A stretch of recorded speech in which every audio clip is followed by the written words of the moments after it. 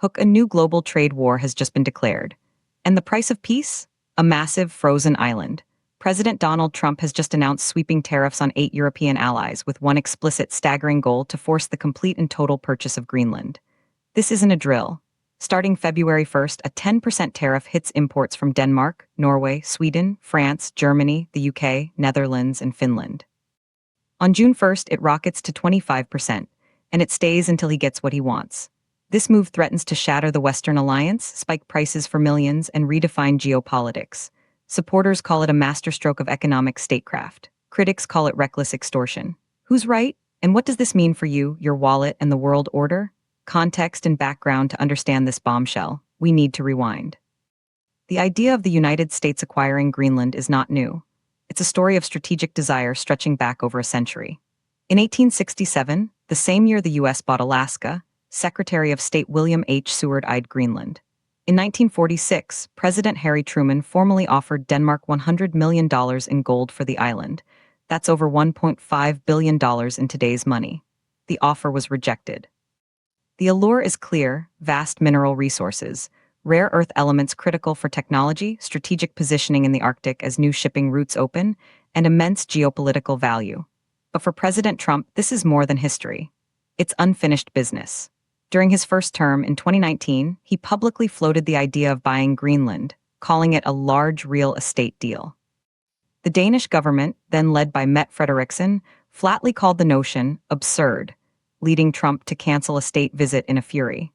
That humiliation, sources close to the administration suggest, was never forgotten. Now, in his second term, with a different approach to executive power and a mandate he interprets as radical, Trump is wielding America's economic might not just as a negotiating tool, but as a weapon of coercion against not just Denmark, but a coalition of its closest European partners. The targeted nations are not random. They represent core members of NATO and the European Union. Denmark holds sovereignty over Greenland. Norway, Sweden, and Finland are key Arctic nations with competing interests in the region.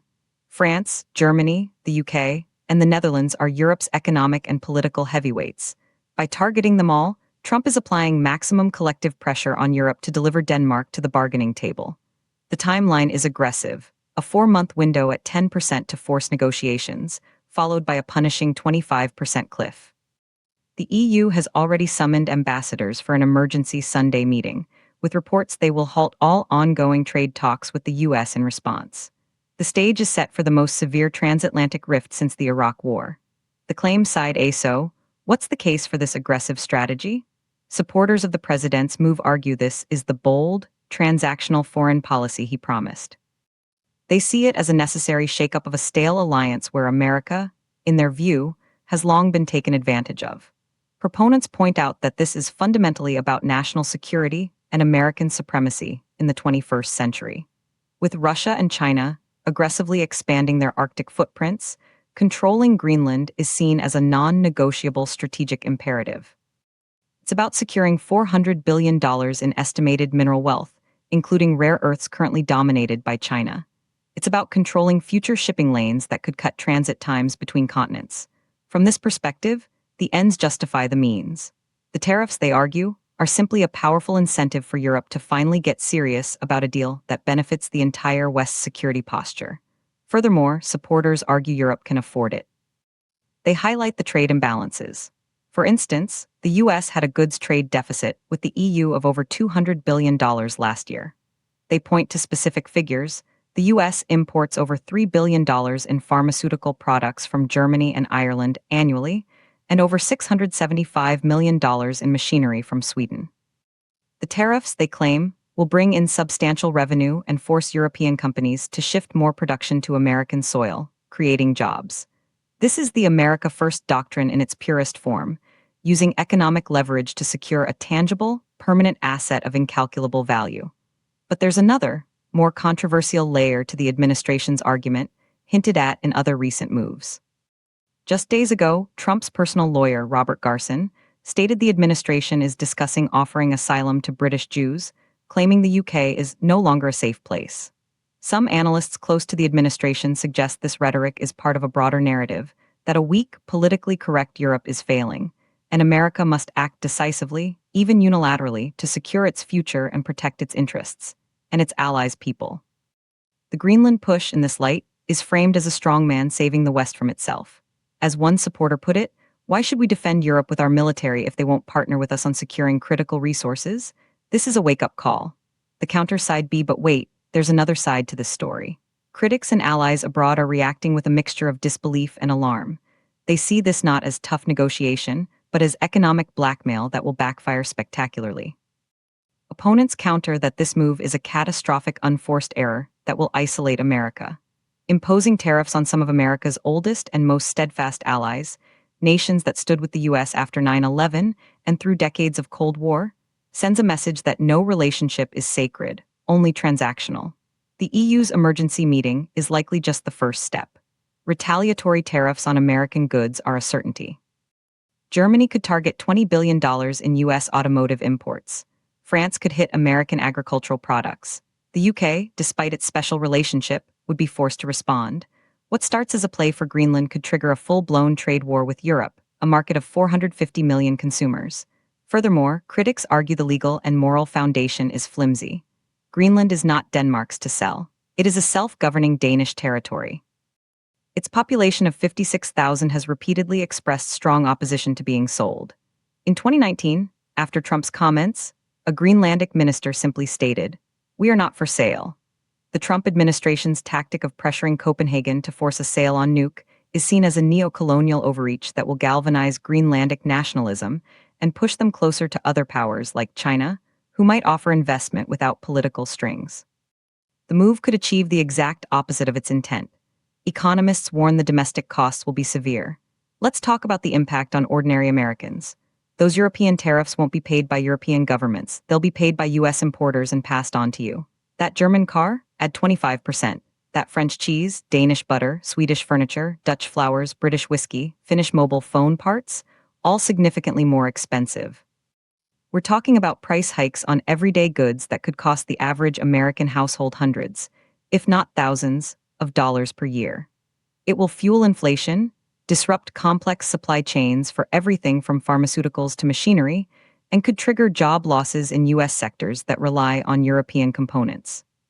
The $265,000 a U.S. small business might spend on specialized German machine parts now costs over $331,000. That difference could be a job cut. And the geopolitical cost, opponents warn, is a self-inflicted wound. It fractures NATO unity at a time of war in Ukraine and tension with Russia. It signals to China that the Western alliance is brittle. As one European diplomat anonymously stated, he is turning allies into hostages over a fantasy. It's not deal-making, it's vandalism. The evidence, what data shows, so who's right? Let's look at the evidence and the cold, hard numbers. The data presents a mixed picture of high risk and uncertain reward. First, the trade numbers. The 8 targeted nations exported over $708 billion in goods to the United States last year. A 10% across-the-board tariff would represent an immediate $70 billion tax on that trade flow. At 25%, it balloons to over $177 billion. This is not small change. Historical data from the 2018-2020 U.S.-China trade war shows that tariffs were largely absorbed by U.S. importers and consumers, with studies showing American consumers and businesses bore over 90% of the cost through higher prices. There's little evidence to suggest this dynamic would be different with Europe. Second, the strategic value. The U.S. Geological Survey estimates Greenland's undiscovered resources could include over $400 million worth of rare earth elements, crucial for electronics and defense. The melting ice is indeed opening new shipping possibilities. However, experts note that sovereignty is not the only path to access. The U.S. already has a major air base at Thule in Greenland through a 1951 defense agreement with Denmark. Enhanced investment and partnership agreements could secure resource access and strategic influence without a politically explosive purchase. The data suggests the unilateral tariff approach is the most disruptive of multiple available options. Third, the precedent. Using Section 232 of the Trade Expansion Act of 1962, a national security provision, to justify tariffs on allies for a territorial acquisition would be a dramatic, arguably unprecedented stretch of executive trade authority. Legal challenges would be immediate and could tie the policy up in courts for years, creating market uncertainty. Furthermore, data on global reactions shows swift consolidation against perceived aggression. The EU's unified emergency response indicates Europe will not be divided on this, undermining a key US tactical hope. Finally, the human and diplomatic data point. Polling in Greenland shows overwhelming local opposition to a sale. Diplomatic cables and analyses consistently highlight that Danish sovereignty is a matter of national pride and constitutional arrangement, not a simple business transaction. The evidence strongly suggests the administration has underestimated the political will to resist. The verdict urinalysis, the reality is more complex than either side admits. This is less a policy and more a high-stakes gambit with a low probability of success, but a high certainty of collateral damage. What most people miss is the two-level game here. On one level, it's about Greenland.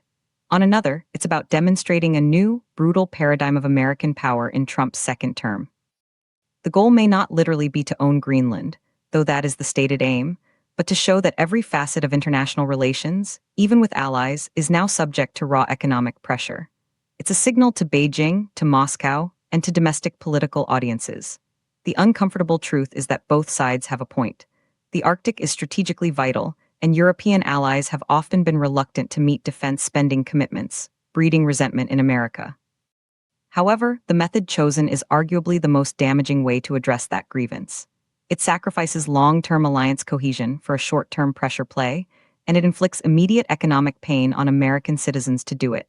The data shows consumers will pay. The diplomatic feedback shows allies will unite against it. The historical record shows territorial acquisitions in the 21st century are met with fierce local and international resistance. The verdict. This is a political earthquake with a foreshock of 10% tariffs and a main shock of 25% coming. It will reshape trade, inflame tensions, and likely not result in an American Greenland, but it will permanently alter how America is perceived by its closest friends. Impact and what's next for ordinary people, the impact will be felt at the checkout line, the car dealership, and the hardware store. Prices for European goods will rise. For businesses that import or use European components, costs will skyrocket, leading to potential layoffs or price hikes on their own products. Travelers might find a trip to Europe more expensive as airlines adjust to new economic realities. The stock market will likely react with volatility. What to watch next? First, the specifics of the EU's retaliatory tariff list, expected within days. Second, any movement from the Danish government, will they cave or harden? Third, the reaction in Greenland itself, which could seek even greater autonomy or new international partners. Fourth, legal challenges in U.S. courts. And finally, watch Congress. While Trump holds broad trade authority, bipartisan backlash could lead to legislative attempts to curtail it. Conclusion with engagement hook. So, we're left with the central debate. Is this a masterful play for strategic dominance, or a historic blunder that will cost America its allies and its consumers billions? Now I want to hear from you. Are you Team America First, secure the Arctic, or Team Alliance Preservation, no to blackmail? Drop a comment below. What do you think? Drop a 1 if you support the tariff strategy for Greenland. Drop a 2 if you oppose it. Share this analysis with someone who needs to see both sides of this explosive story. Subscribe to Kenya News Update today for more breaking news.